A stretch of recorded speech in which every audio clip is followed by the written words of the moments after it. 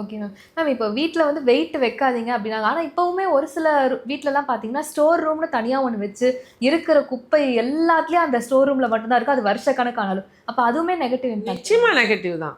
Store room வச்சுக்கலாம், தவறு கிடையாது. அந்த ஸ்டோர் ரூம்ல நமக்கு அளவான பொருட்கள வச்சுக்கலாம். ரொம்ப நாள் வச்சிருந்தோம்னா அதோட எனர்ஜி போயிருது. இது வந்து energy subject, pranic healing subject. அளவான பொருட்கள் வைக்கலாம். குறிப்பிட்ட நம்ம மளிகை பொருட்களா வெள்ளிக்கிழமையில தான் வாங்கணும். எண்ணெய் வாங்கணுமா சனிக்கிழமையில தான் வாங்கணும். இந்த மாதிரி ஒவ்வொன்னும் தெரிஞ்சு வாங்கும் பொழுதும், இந்த சர்க்கரை இந்த மாதிரி இனிப்பான பொருட்கள்லாம் வெள்ளிக்கிழமை காலையில 6 டூ 7 வாங்குறது ரொம்ப ரொம்ப சிறப்பு.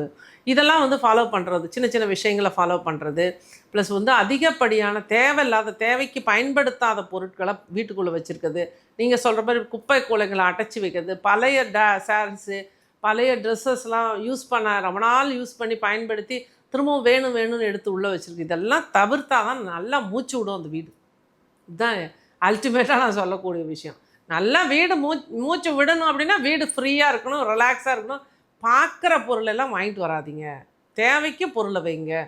எங்கே வைக்கணும் அதை பார்த்து அந்த இடத்துக்கு தகுந்த மாதிரி வைங்க. ஃப்ரிட்ஜை கிளியராக வைங்க, க்ளீன் பண்ணுங்க. ஃப்ரிட்ஜு சுத்தமாக இருக்கணும், கண்டதை போட்டு அடைக்கக்கூடாது. இது எல்லாமே நமக்கு நெகட்டிவ் வைப்ரேஷனை கொடுக்கக்கூடிய ஒரு விஷயம். இதெல்லாம் தவிர்க்கிறது தான் நம்ம முன்னேற்றத்துக்கு வழிவகுக்கும்.